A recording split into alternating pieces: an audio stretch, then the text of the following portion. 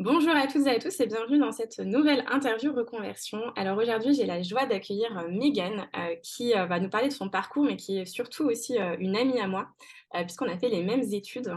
Et donc aujourd'hui, Mégane va venir nous parler de son récit. Mégane, elle a travaillé pendant plusieurs années dans un grand groupe privé. Elle a eu un épuisement professionnel qui a fait qu'elle n'a pas travaillé pendant 1 an et demi. Et puis aujourd'hui, elle retravaille dans le secteur public. Et donc, je trouve qu'elle avait un parcours hyper intéressant, plein d'enrichissement et d'apprentissage aussi sur tout ce qu'elle a vécu et je pense que ça pourrait vous parler, donc c'est pour ça que j'ai décidé de lui donner la parole aujourd'hui. Donc merci beaucoup à toi Mégane d'être là et puis, est-ce que tu pourrais nous présenter un petit peu qui tu es et nous présenter ton parcours? Bonjour à tous. Donc déjà, merci beaucoup Marina pour cette présentation. Très honorée de pouvoir participer à cet échange ensemble et de pouvoir raconter un peu mon histoire, voilà, pour aider d'autres personnes qui seraient dans des situations similaires. Voilà, puisque je suis persuadée que c'est par l'échange et par le partage qu'on apprend et qu'on se renforce. Donc très honorée d'être avec toi aujourd'hui.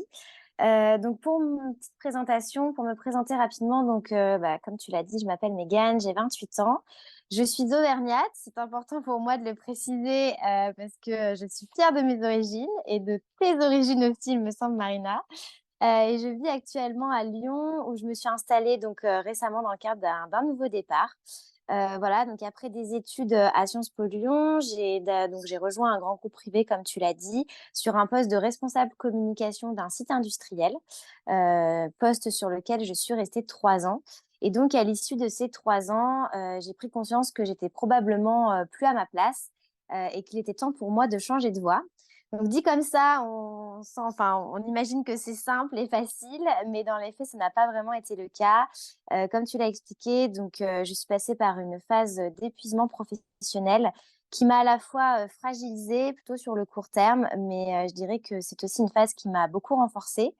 Et ce que je retiens aujourd'hui, c'est que sans cet épisode, j'aurais probablement pas pris la décision de quitter cette entreprise qui, malgré toutes les opportunités qu'elle pouvait offrir, n'était pas l'environnement dans lequel j'aspirais à évoluer. Et donc voilà, cet épuisement, ça a vraiment été l'opportunité pour moi de prendre des décisions, de les assumer aussi, de faire des choix à ce stade de ma vie pour aller vers quelque chose qui serait plus en phase avec mes besoins, mes attentes, qui ont bien sûr évolué au fil du temps. Merci pour cette petite introduction de qui tu es, et de ce que tu as fait. J'aimerais t'interroger sur les signes un petit peu avant-coureurs de l'épuisement professionnel, puisqu'en plus on est dans une société où on parle beaucoup des pré-burnout, des burn-out, de l'épuisement et de toutes les symptômes physiques en fait qu'on peut ressentir quand on est, plus bien, dans son travail et cetera. Est-ce que toi tu as senti des alertes particulières? Est-ce que tu as l'impression que c'est plutôt quelque chose, qui t'est un peu tombé dessus ou que c'était quelque chose qui était un peu sur, tu vois, qui restait un peu sur une trame, petit à petit. Mmh. Alors, avec du recul, bien sûr, je dirais que c'est quelque chose qui s'est installé au fil du temps, progressivement et qui a pris en fait de plus en plus d'ampleur au fil des mois. Mais c'est vrai que sur le moment, j'étais incapable de, comment dire, de conscientiser le fait qu'il se passait quelque chose de pas forcément normal ou quelque chose qui me déstabilisait dans mon quotidien. Mais justement, comme je te disais, avec du recul, je me suis rendu compte qu'il y avait quand même des signes et je pense que c'est important de les partager aujourd'hui parce que, en tout cas, moi, j'ai eu tendance à adopter un peu une posture, alors, ça va être un peu dur, mais d'autruche, de se dire, voilà, en fait, il se passe des choses dans mon corps, qui me font souffrir, dans ma tête qui me déstabilisent, mais je continue d'avancer parce qu'il faut avancer et en fait, je pense que tous ces signes, de notre corps, mais aussi de notre esprit et tout ce qu'on peut ressentir, c'est pas anodin. Si tout cela se manifeste à ce moment-là, c'est qu'il y a quelque chose qui se passe qui doit nous pousser à changer, voilà, à prendre des décisions, à prendre conscience que c'est peut-être le moment pour nous de découvrir une nouvelle voie et d'avoir le courage, si je peux dire ça comme ça, de se lancer dans quelque chose qu'on ne connaît pas encore, mais qui, en tout cas, nous permettra d'arrêter de subir une situation dans laquelle on n'est plus à l'aise. Et donc, pour rentrer plus dans le détail sur ces signes, ce que j'ai pu identifier, c'est que moi, quelques mois avant, du coup, vraiment l'épisode d'épuisement, puisque l'épuisement professionnel, il faut savoir que c'est quand même sur la durée. Enfin, en tout cas, moi, c'est comme ça que je l'ai vécu. Ça a duré plusieurs mois. Il y a eu un point de non-retour où, voilà, le matin, typiquement, où on ne peut plus se rendre au travail, où on est tellement épuisé qu'on reste dans son lit. Et voilà, donc c'est en général le point de départ d'une nouvelle période, justement, suite à cet épuisement. Mais dans ce qui a caractérisé les mois avant, justement ce point de non-retour, c'était, des signes tels que l'insomnie. C'est vrai que je faisais beaucoup d'insomnie, j'avais du mal à m'endormir, voilà, j'avais le sentiment que mon cerveau tournait en permanence, voilà. Il y avait également, l'appétit. Je sautais souvent des repas, je prenais plus plaisir à manger, donc j'ai perdu beaucoup de poids.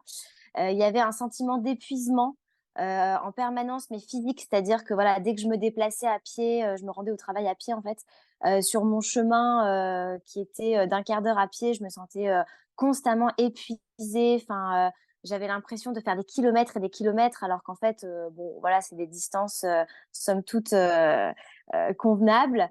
Et puis, pour, compenser un peu cet épuisement et ce manque d'énergie, il y avait une surconsommation de café. Alors ça peut paraître, anodin comme ça, mais en fait, quand on arrive à 7-8 cafés par jour, pour «tenir» entre guillemets, en fait, avec du recul, je me suis vraiment rendu compte que je faisais pas forcément du bien à mon corps, en lui apportant, cette dose de caféine complètement excessive, et que ça venait justement pallier, une difficulté, dont il fallait que je prenne conscience, quoi, ou une souffrance en tout cas. Voilà, et plus sur le plan émotionnel, donc là, c'est ce qui a été le plus lourd pour moi. C'était vraiment des craquages répétitifs, des pleurs, c'est vrai que souvent au bureau, il m'arrivait de plus être capable de rester à mon poste de travail, de devoir, m'isoler pour pleurer. Et en fait, voilà, sortir toutes ces émotions, que c'était un trop plein quoi, qui était, beaucoup trop, prenante, dans mon corps et dans mon esprit. J'alternais beaucoup des phases, de surmotivation en fait où j'avais vraiment l'impression de reprendre le contrôle, de reprendre le pouvoir, et puis des phases de down où, j'avais tout simplement l'impression que le monde me tombait sur la tête, donc c'était des demandes de collègues complètement, anodines, mais qui en fait pour moi étaient une montagne insurmontable. Et en fait cette alternance de phases, ça m'a pas permis de trouver un équilibre, quoi. Et c'est aussi ça qui a expliqué le fait que je m'épuise en fait, parce que, c'est pas forcément, sain et équilibré d'avoir, des phases comme ça, qui en fait sont un peu dans les extrêmes. Et puis, il y avait cette envie de me cacher en fait, hein. Sur la fin, c'était vraiment l'envie d'être une petite souris, de rentrer dans un trou et ne me demander plus rien, quoi. Ce sentiment d'avoir une charge mentale, que je ne pouvais plus absorber et qui était beaucoup trop excessif. Et voilà, et ça, cette envie en fait de disparaître, et enfin, dans le sens où voilà, d'être une petite souris et de me cacher dans un trou et de dire, «Ne venez plus me voir», ça, c'était, de plus en plus souvent sur la fin. Et ça a alimenté, beaucoup de culpabilité, en fait. Et dans les faits, ça se traduisait par de la susceptibilité, de l'impulsivité, qui faisait qu'en fait, j'avais vraiment le sentiment de plus être moi-même, de pas être la personne, que j'avais envie d'être, la personne que j'avais envie d'être, de plus honorer, toutes les valeurs qui sont chères pour moi, de respect, de tolérance. Et en fait, voilà, je rentrais un peu dans un cercle vicieux, d'impulsivité, parfois même d'agressivité dans mes paroles. Et ça a été très dur pour moi de voir à quel point, mes émotions prenaient le dessus, en fait. Mmh. Merci beaucoup de partager tout ça, parce qu'évidemment, ça vient parler de ton histoire personnelle, mais surtout, je suis, convaincue que ça va effectivement aider les gens, et notamment, tu vois, l'anecdote, des 7-8 cafés par jour, effectivement, tu vois, c'est des choses comme ça de la vie, courante qui peuvent, faire tilt. Donc ouais. OK, donc on comprend qu'effectivement, ça a été une période, qui s'est installée dans le temps, qui était pas vraiment, facile pour toi. Et donc du coup, après, tu nous as parlé d'un moment de non-retour. Comment est-ce que toi, tu as vécu ce temps d'arrêt un petit peu forcé? Mmh mh. Alors c'est vrai que l'expression, non-retour, elle est peut-être un peu violente, puisque bien sûr il y a eu un retour. Et c'est ça qui est trop chouette. C'est que, on prend ces petites revanches sur la vie. Et on se relève toujours, des épreuves. Donc c'était pour moi, le fait de parler de ce point de non-retour, c'était, voilà, le point en fait, de départ, de fin d'une période que je ne voulais plus et le point de départ d'une nouvelle période que j'allais construire. Et donc, ça s'est justement traduit par cet arrêt, ce temps d'arrêt forcé. Alors, pourquoi temps d'arrêt forcé? Simplement parce que, en fait, à un moment donné, je suis allée voir le médecin sur les conseils d'une amie qui s'appelle Laure et que je remercie encore aujourd'hui, puisque cette amie, voilà, m'a dit, écoute, je pense qu'il serait important que tu ailles voir le médecin parce que là, vraiment, moi, je ne te reconnais plus et tu as l'air épuisée. Voilà, c'était pendant ma période de congé de Noël en 2021. Et donc, c'est vrai que le fait que ça soit une amie qui me le dise, en qui j'avais confiance, c'est une amie qui travaillait dans la même entreprise que moi, donc qui connaissait aussi mon cadre de travail et ce à quoi j'étais confrontée. Ça m'a permis d'aller voir ce médecin qu'en fait, je ne voulais pas aller voir depuis des mois, malgré les conseils de mes parents, de ma famille et de mes proches. Et donc, voilà, cette visite chez le médecin a été pour moi le point de départ, en fait, puisque le médecin m'a dit c'est un arrêt maladie, physiquement, vous n'êtes plus en mesure de tenir votre poste, en fait. Et je pense qu'il est important pour vous voilà, de prendre un temps de repos. Alors au début, ça a été très culpabilisant, voilà, parce que j'avais le sentiment de laisser, mes collègues, dans la galère, de partir du jour au lendemain. Moi, je suis quelqu'un qui aime bien aller au bout des choses, donc là, j'avais vraiment ce sentiment de pas avoir fait, de pas avoir rempli ma mission, quoi, et puis surtout, de plus être là pour, mon alternante, voilà, que j'accompagnais depuis plusieurs mois, de qui j'étais assez proche et en fait, de me dire, j'avais l'impression un peu de l'abandonner, et de dire voilà, je pars du jour au lendemain et je laisse un peu tout le monde comme ça dans le flou. Mais en fait, avec du recul, déjà, personne n'est indispensable. Enfin, je veux dire, finalement, l'entreprise n'a pas arrêté de tourner parce que je me suis mis en arrêt maladie quelques temps. Et bien heureusement, personne n'est indispensable et finalement, les choses reprennent le cours. Voilà. Et les personnes s'adaptent aussi et ça fait partie de la vie de savoir s'adapter à l'absence d'un collègue, à un changement d'environnement, tout ça. Donc, heu, donc ce temps d'arrêt, au début, il a été, un peu culpabilisant, mais j'ai vite compris qu'il était vital, en fait et que, ça c'était ce qui allait me permettre de retrouver, de l'énergie pour rebondir, en fait, suite à cette période d'épuisement et donc, c'est à partir du moment où j'ai vraiment accepté de me faire aider et donc d'accepter cet arrêt maladie, que ce fut pour moi un énorme soulagement, mais vraiment. Comme si on me délestait d'un poids, en fait, qui était devenu, trop lourd, insupportable et ce soulagement, il s'est vraiment traduit par la redécouverte de la notion de temps et ça, c'est important pour moi de le partager parce que vraiment, c'était ouf pour moi de me dire, «Oh, enfin, j'ai le temps, j'ai du temps pour moi» et ça a été le point de départ, en fait, de toute cette introspection et de tout cette renaissance, si je peux dire ça comme ça, parce que, je pense que jusque-là, j'avais pas conscience, à quel point le temps était une richesse et à quel point c'était moi qui étais maître de mon temps aussi et ça me tient à cœur de partager un extrait de mon journal parce que j'ai beaucoup écrit pendant cette période aussi. Si c'est OK pour toi, peut-être de partager quelques lignes parce que, voilà, ça traduit vraiment à quel point, cet arrêt maladie, ça a été un cadeau en fait, parce qu'on m'a donné le temps, en fait, comme si on m'autorisait à prendre du temps pour moi et ça, c'était important et j'écrivais, voilà: «Ces derniers jours ont été calmes. J'ai enfin pris conscience du temps et de sa valeur, de l'importance de chérir ce temps justement, car c'est lui la clé. Prendre le temps de vivre l'instant présent, c'est ça la richesse, être en vie et prendre le temps de chérir toutes ces minutes et contempler ce qu'elle nous offre. Aujourd'hui, je comprends à quel point le temps est un cadeau, à quel point il est précieux et combien il est important de préserver notre temps de vie, de le protéger et d'en faire notre priorité. Et ça voilà, ça m'a vraiment permis de comprendre que en fait, OK, il y avait peut-être des sujets en cours dans mon travail, qu'il y avait peut-être des enjeux pour l'entreprise d'aboutir tel ou tel projet. Mais en fait, mon temps de vie, il était bien plus important que tout ça. Et et j'ai envie de dire, enfin, on peut même pas comparer, en fait. Et que là, tout de suite maintenant, dans l'instant présent que je vivais à ce moment-là, donc en janvier 2022, il était temps pour moi de prendre le temps, de m'écouter et de me reposer, quoi.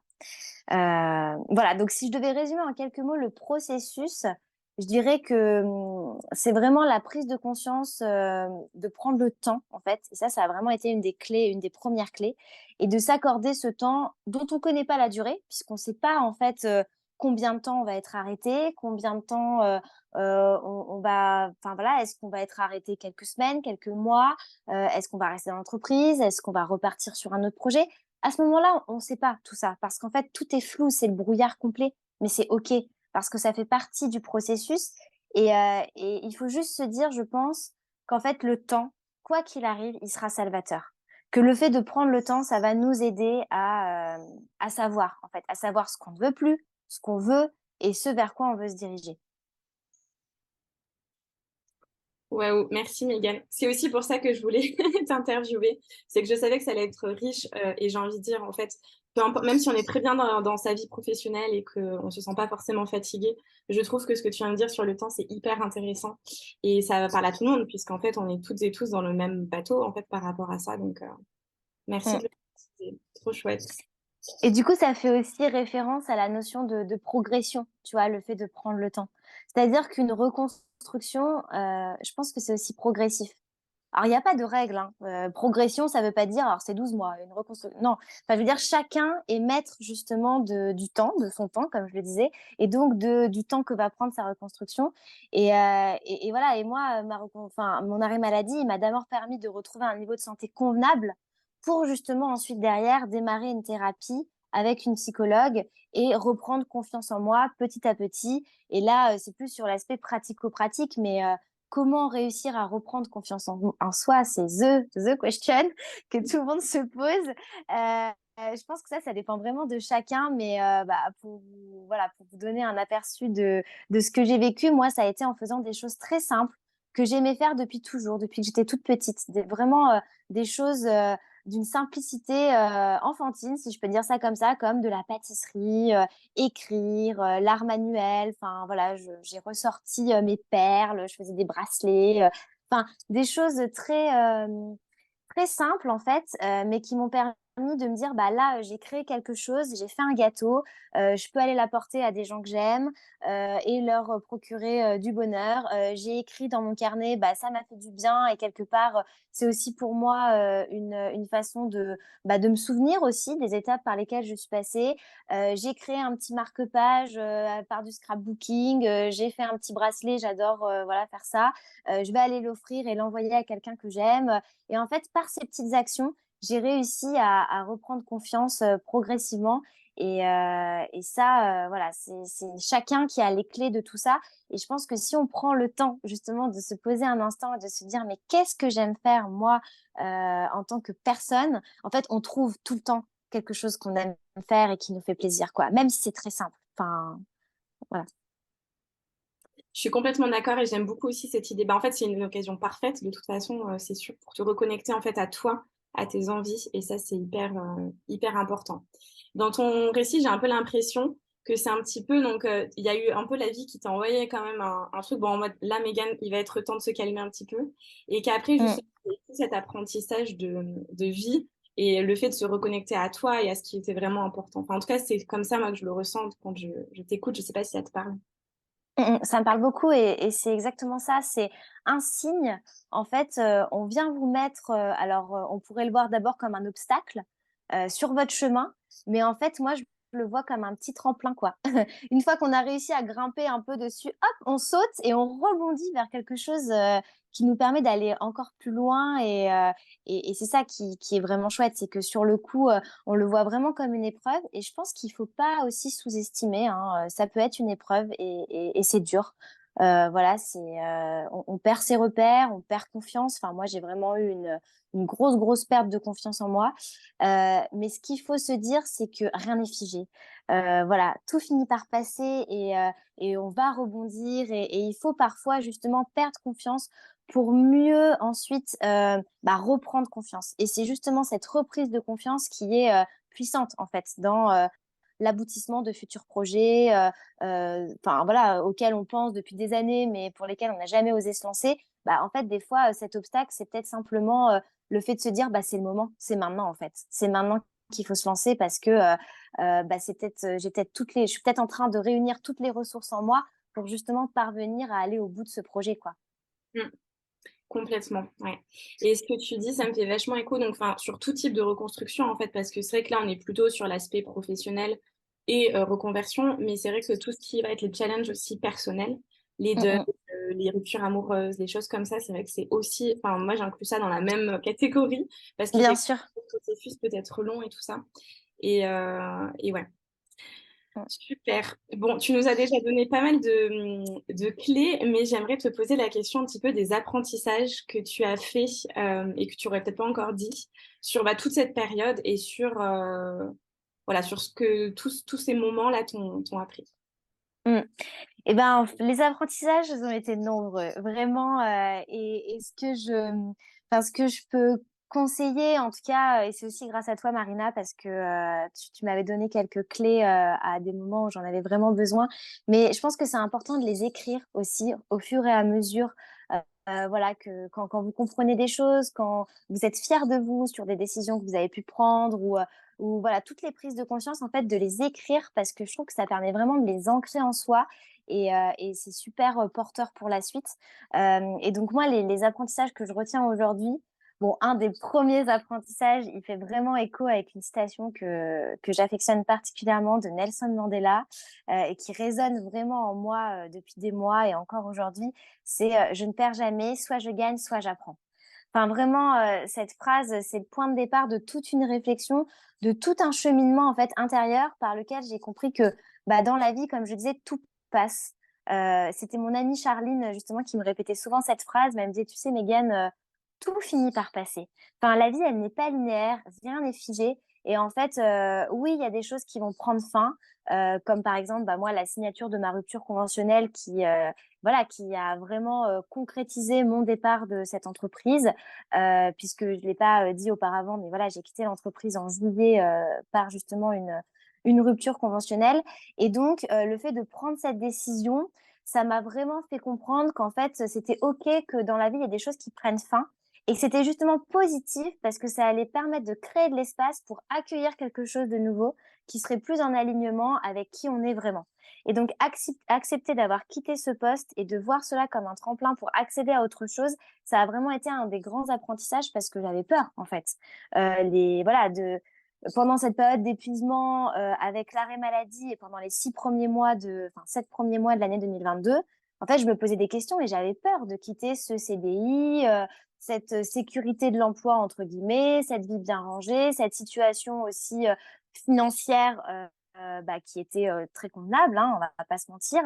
Et j'avais plein de peurs. Et en fait, à un moment donné, je me suis vraiment posée en me disant, mais en fait, rien n'est figé. Enfin, c'est pas parce que je vais quitter l'entreprise que forcément derrière, je n'aurai plus d'argent, je ne pourrai plus subvenir à mes besoins, je vais être malheureuse, je vais jamais retrouver quelque chose qui me plairait, enfin, qui me plaira, pardon. Non, au contraire, enfin, tout le pouvoir est en moi. Et c'est à moi justement d'aller vers quelque chose qui me correspond mieux. Et ça, c'est en écoutant son cœur, quoi. Et ça fait le lien avec un deuxième apprentissage que j'ai eu et une deuxième prise de conscience, c'est que dans la vie, en fait, rien n'arrive par hasard. Et clairement, je ne crois pas au hasard. Je suis totalement en phase avec une célèbre phrase de Maud Ankawa, qui est une écrivaine qui a écrit justement le livre Kilomètre Zéro et qui dit souvent dans ses podcasts, le plan est toujours parfait. Et ça, cette phrase, pour moi, c'est un peu un petit mantra que j'ai vraiment intériorisé. Mais aujourd'hui, je me dis, voilà, le plan est toujours parfait. Si on m'a proposé cette rupture conventionnelle, c'est peut-être qu'on me tend une perche aussi. C'est peut-être le point de départ d'une nouvelle chose. Donc, hop, je prends la perche qui m'est tendue. Le plan est toujours parfait, donc ça va forcément m'amener sur des nouvelles opportunités. Et voilà, ça, je le crois intimement. C'est-à-dire que dans mon quotidien aujourd'hui, je me dis tout le temps, si je vis ça à ce moment précis, c'est que c'est une opportunité qu'on m'offre pour apprendre quelque chose sur moi, sur les autres, sur la vie. Et ça me rendra plus forte pour la suite, quoi. Euh, donc je le vois vraiment, vraiment comme ça. Le plan est toujours parfait et ça m'aide aussi beaucoup à lâcher prise et à me dire, voilà, tout est OK en fait. Enfin, si je vis ça maintenant, c'est que je suis capable de le surmonter et ça va aller quoi. C'est que ça va m'ouvrir de nouvelles portes et ça va être cool puisque le meilleur reste à venir. Enfin, voilà, c'est la petite phrase qui accompagne aussi. Un autre apprentissage, et ça, je pense que je l'ai vraiment compris aussi suite à cet épisode, c'est que quoi qu'il arrive dans la vie, on a un seul compagnon de vie qui ne nous quittera jamais, c'est nous-mêmes. Et c'est vraiment vital de faire de soi sa priorité, d'être à l'écoute de son cœur, de ses émotions, de les accepter de ses émotions et de se dire aussi qu'elles sont OK. Moi, j'étais beaucoup dans la culpabilité de me dire: «Mais pourquoi là, je suis triste? Pourquoi, là, je culpabilise?» Mais en fait, c'est OK, c'est si je réagis comme ça, c'est parce que j'ai une histoire, c'est parce que j'ai des valeurs, c'est parce que je suis un être humain, en fait, je ne suis pas un robot, et c'est complètement OK et c'est en écoutant, en étant à l'écoute de toutes ces émotions, aussi de mon corps, hein, donc de mes réactions physiques, tout ça, que je vais me découvrir, que je vais en connaître davantage, sur moi et que je vais vraiment, comment dire? Devenir moi-même, si je peux dire ça comme ça. Sans porter un masque, sans chercher à plaire aux autres, à rentrer dans des cases, mais vraiment à être moi-même et à m'autoriser à être qui je suis. Et un dernier apprentissage, dans la vie, je pense que l'échec, enfin, en tout cas ce qu'on pourrait qualifier d'échec dans notre société, a de nombreuses vertus. Et en fait, cet échec, c'est ce qui va nous permettre d'avoir de nouveaux projets et c'est le fait d'avoir ces nouveaux projets qui va être salvateur, boostant et motivant pour la suite, en fait. Voilà, il y a un livre qui m'avait été recommandé par une rencontre, qui s'appelle «Les vertus de l'échec» de Charles Pépin et en fait, c'est d'ailleurs un des seuls livres que j'avais amené avec moi en voyage parce que dans la deuxième partie de mon année, de pause, je suis partie, 1 mois et demi au Canada donc voilà et quand je suis partie au Canada, il me tenait à cœur d'emmener ce livre avec moi parce que justement dans la vie, l'échec, il faut vraiment le voir comme une opportunité et comme quelque chose qui va nous permettre de nous ouvrir à de nouveaux projets et c'est cette mise en mouvement qui va nous permettre justement d'aller mieux, de se reconstruire et peu importe le projet d'ailleurs. Ça peut être faire un gâteau, se balader en nature, comme partir en voyage, écrire un livre, monter sa boîte, enfin, encore une fois, il y a pas de limite, il y a pas de tabou. C'est vraiment aller au bout des choses qui nous tiennent à cœur et justement de régénérer toute cette énergie, qui nous rend plus forts, quoi. Et juste pour terminer sur les apprentissages, il y avait une phrase, il me semble que c'est de Frédéric Lenoir que j'avais beaucoup aimé. C'était et ça fait un peu le lien avec, les fleurs de Bach aussi, dans l'idée qu'on est toutes et tous un peu des petites fleurs et des arbres. Mais, voilà, enfin, pour connaître le sol, enfin, il faut connaître le sol, en fait, pour pouvoir y planter un arbre qui grandisse et pour connaître ce sol, bah, il faut savoir bêcher, il faut savoir creuser et parfois, oui, voilà, il faut mettre un grand coup de pelle, ça peut être douloureux, mais c'est indispensable pour justement, cultiver ce sol et faire grandir, la fleur, et l'arbre, qui poussera ensuite, quoi. Bon voilà, c'est très imagé, mais j'aimais bien cette métaphore. Et très poétique. Merci beaucoup, Megan. Merci pour la référence aux fleurs de bec. Mais oui, je suis complètement alignée avec tout ce que tu as dit. Je trouve que ça me parle beaucoup. Et merci parce que même pour moi, ça me fait des rappels, tu vois, des petits tics. Donc non, c'est super et j'aime beaucoup ce que tu dis sur l'échec parce qu'effectivement, on est quand même encore dans une société plutôt quand même très productiviste, plutôt très, il faut avoir un métier, les périodes, tu vois, comme ça de temps d'arrêt en fait, qui sont parfois mais vraiment plus que nécessaires, sont, enfin, tu vois, il y a toujours cette, tu as parlé de peur aussi, donc merci parce que ça fait un bien fou d'entendre ça et je pense que c'est un discours qui mériterait d'être beaucoup plus entendu. Donc, Merci Maëna. surtout que du coup, ben, tu t'es vraiment, enfin, t'es ressorti vraiment grandi de tout ça. Tu nous l'as un petit peu dit à certains moments de cette interview. Donc, bah, ma question maintenant, c'est comment est-ce que toi, tu te sens aujourd'hui? Et puis voilà, dans cette nouvelle aussi activité professionnelle, parce que ce qu'il y a de génial, c'est qu'on a vu tout ton parcours et ça montre effectivement qu'il n'y a rien qui est permanent et que c'est possible de retrouver aussi une vie professionnelle plutôt sympa. Donc, je te laisse nous en parler, c'est ça. Bien sûr, avec plaisir. Du coup, ça a été, comme je le disais, hein, tout à l'heure, vraiment un processus où j'ai pris le temps de me questionner sur ce que je ne voulais plus, sur ce que je voulais aussi. Attention, hein, c'est pas du tout simple de savoir, ce qu'on ne veut plus et ce qu'on veut, surtout, ce qu'on veut. Des fois, c'est très compliqué d'arriver à mettre des mots sur ce dont on a vraiment envie. Et donc ça voilà, c'est vraiment le bénévolat et le voyage qui m'a permis de prendre du recul, donc un peu de lâcher prise sur le fait que, bah, c'était OK de pas forcément travailler. Moi, j'avais la chance d'avoir des indemnités aussi, Pôle emploi pour, bah, continuer à être indépendante et subvenir à mes besoins et donc ce temps-là, voilà, je l'ai vraiment pris, pour, essayer de comprendre, non pas, ce qui a pu me mettre en difficulté dans cette ancienne, enfin dans cette expérience passée, mais plus la responsabilité que je pourrais avoir dans mon prochain poste pour faire en sorte de pas forcément retomber dans un environnement qui serait pas sain pour moi. Et donc là, il y a des lectures qui m'ont beaucoup aidée, notamment la lecture de Sabine Bataille, Réussir mon retour au travail.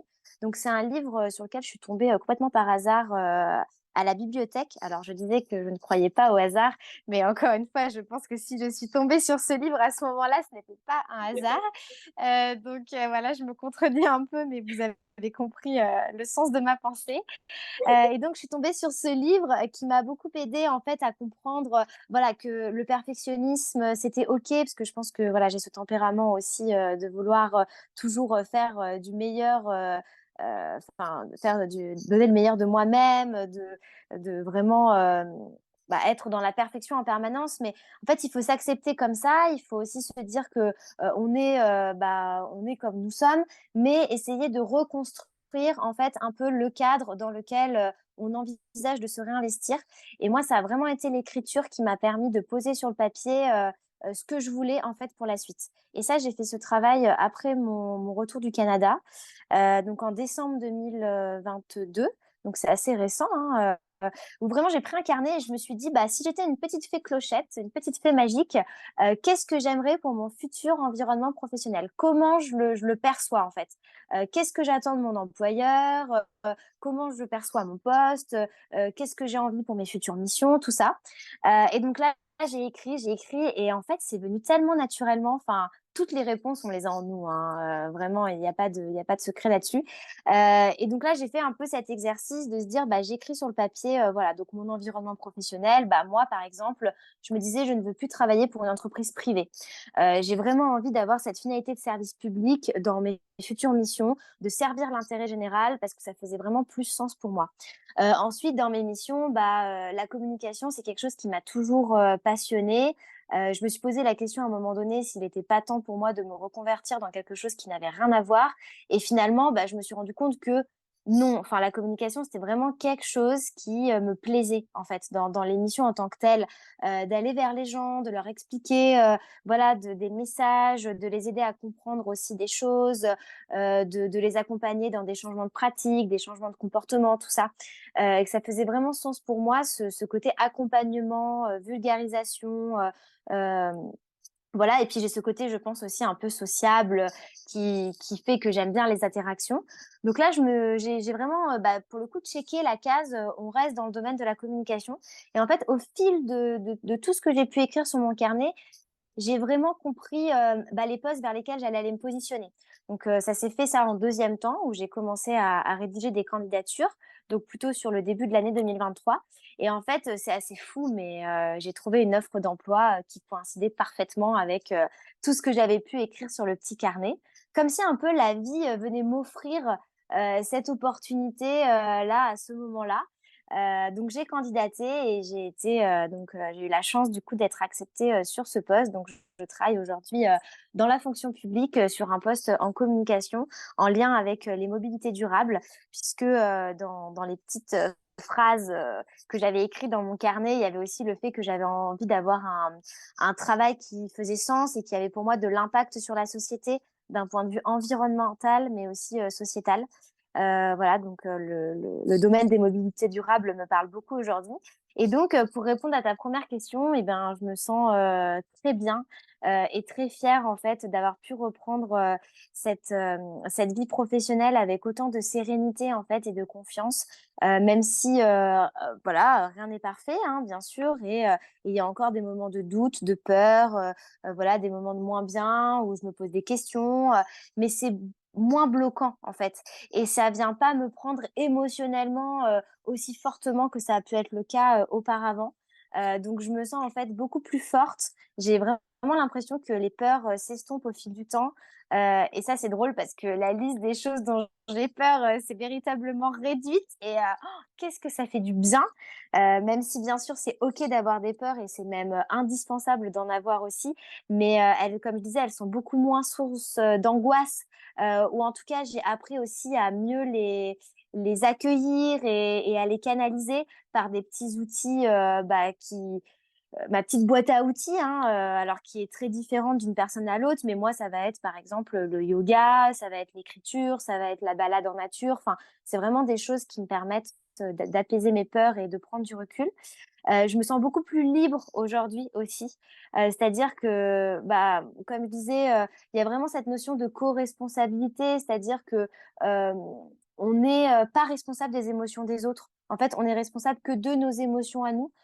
Donc il y a un moment, il faut aussi, voilà, sortir de cette culpabilité, permanente, de se dire: «Bah, si je fais pas ça, ça va, avoir des répercussions sur les autres et ça va entraîner ça» et enfin voilà, en fait, ne pas forcément être dans de la supposition, mais vraiment être dans l'instant présent, de dire: «Bah là, moi, à ce moment-là, j'ai donné le meilleur de moi-même, j'ai fait ce qui me semblait, être le mieux pour moi. J'ai respecté mes valeurs, et c'est complètement OK, en fait». Si les personnes en face de moi, réagissent de telle ou telle manière, bah, je suis pas forcément, responsable de leurs émotions et j'ai aussi la liberté de faire mes propres choix et de répondre à mes attentes parce que, c'est avant tout ça, enfin la vie, je la vis avant tout pour moi cette vie, et ça c'est important et du coup, bah, pour faire le lien, je me sens du coup beaucoup plus confiante en fait et sereine puisque, je le rappelle, mais le plan est toujours parfait. Donc quoi qu'il arrive, voilà, j'ai le sentiment d'être à ma place aujourd'hui. Je suis très contente d'avoir pris ces décisions. Je ne regrette rien du tout, absolument rien. Hem et je me dis que si à un moment donné, je me sens plus à ma place et ben, c'est OK aussi et je serai libre de faire des choix, en fait et d'aller vers, un autre chemin qui me correspondra davantage et sur lequel, je me sentirai, plus en phase, en fait. Mmh. Ouais.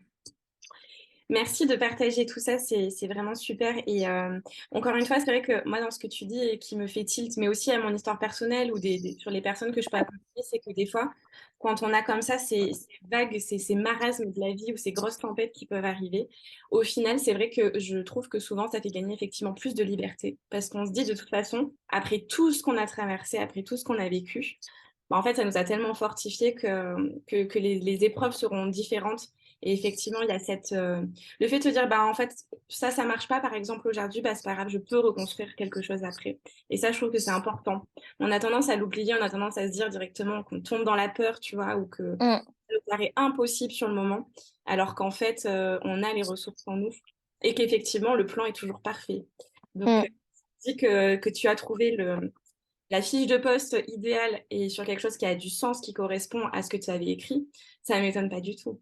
C'est, c'est fou. Et tu vois, ça me fait écho ce que tu dis aussi sur le fait que cette notion de liberté, c'est aussi savoir comment dire? Prendre de la distance sur, toutes ces injonctions qu'on peut aujourd'hui recevoir de la part de la société enfin et arrêter de vouloir rentrer dans des cases, en fait. Parce que ça, on nous fait croire que c'est, un peu, la solution, pour se faire accepter. Mais en fait, non, pas du tout. Enfin, je veux dire, les cases, elles vont être fixées par, un employeur, un environnement, des idées, particulières, par un groupe de personnes. Mais, enfin, je veux dire d'une entreprise à l'autre, c'est très différent et moi, justement, le fait d'être passée du privé au public, ça m'a aussi montré que, bah, il y avait pas forcément une manière de faire qui était, parfaite et qu'il fallait absolument respecter et rentrer, dans ce cadre.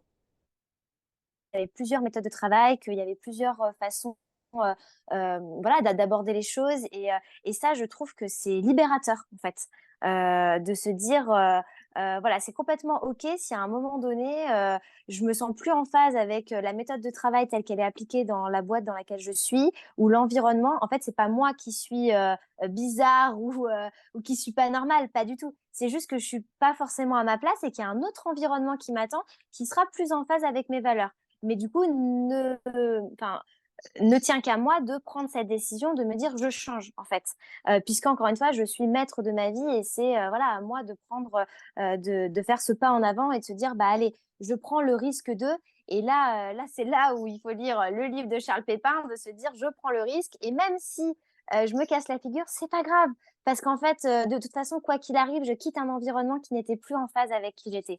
Donc voilà, je quitte quelque chose pour aller vers quelque chose de nouveau qui, me correspondra mieux et je pense que ça fait partie aussi du processus, quoi. de Mmh. se libérer un peu de toutes ces injonctions et de toutes ces croyances peut-être un peu limitantes qu'on a et qui sont normales, qui sont légitimes parce qu'en fait, bah, voilà, on a été, éduqués, dans un environnement particulier, on a reçu une éducation, on a grandi dans des milieux, voilà, différents, les uns, enfin, les uns des autres et c'est normal, voilà, qu'on ait aussi, intégré, des croyances qui aujourd'hui nous bloquent un peu. Mais l'objet, c'est justement d'avoir la liberté de se défaire de tout ça au fur et à mesure et en prenant son temps et à son rythme aussi. Oui, clairement. Bon, on arrive à la fin de cet échange. Est-ce que tu aurais un petit mot de la fin, à donner, quelque chose auquel tu penses ou est-ce que pour toi, c'est bon? Mmh. Alors écoute, j'ai un petit message quand même, parce que je me dis que enfin moi c'est il y a des j'ai croisé le chemin de personnes qui m'ont communiqué ces messages qui m'ont fait du bien et ça peut être sympa aussi de les partager parce que, voilà, je pense qu'ils peuvent faire sens. Déjà la première chose, c'est ça va aller. Vraiment, il faut garder espoir. Enfin, si on vit ces épreuves à ce moment-là de nos vies, c'est qu'on est capable de les surmonter et que tous les apprentissages qu'elles vont nous apporter, ça va nous permettre de récolter de ces expériences, plein de ressources qui vont nous rendre plus forts et plus confiants. Du coup, ça fait écho avec le 2e petit message, c'est se faire confiance. Vraiment, n'oubliez jamais que vous êtes fort, que vous avez toutes les ressources en vous pour surmonter tout ça et surtout que vous êtes des êtres uniques. Donc voilà, c'est vous allez trouver votre place, prenez le temps d'identifier ce qui fait sens pour vous, ce qui est important, vos talents, vos valeurs, parce que tout le monde en a, j'en suis intimement convaincue et que vous allez, tout déchirer et vous relever de tout ça et que ça va aller. Et puis, dernier message, et ça je pense que c'est un message, enfin moi que je m'applique aussi tous les jours et c'est enfin l'apprentissage d'une vie peut-être, mais suivre son instinct et suivre ses rêves. Ça peut paraître, très cliché, dit comme ça, mais je pense que, en fait, c'est vraiment notre cœur qui sait mieux que personne ce qui est bon pour nous et quelle va être la prochaine direction qui va s'ouvrir à nous et ouvrez les portes qui vous attirent, enfin vraiment, ouvrez-les. Vous trouverez forcément derrière, la petite dose de bonheur que vous méritez et je dirais même la grande dose de bonheur, parce que, voilà, on a toutes et tous, une place qui nous attend à quelque part et voilà, ouvrez les portes parce que en fait, c'est chouette et c'est comme ça qu'on se sent vivant donc voilà, c'est important. Et juste pour terminer, si tu me permets une petite, dédicace ou du moins, j'aimerais simplement, bah, remercier ma famille et mes amis, dont tu fais partie Marina, vraiment d'avoir fait preuve de patience à mon égard, de tolérance, d'avoir accepté, bah, que je prenne mon temps aussi, parce que je sais que pour mes parents, ça a pas tous les jours été simple, et de m'aimer comme je suis.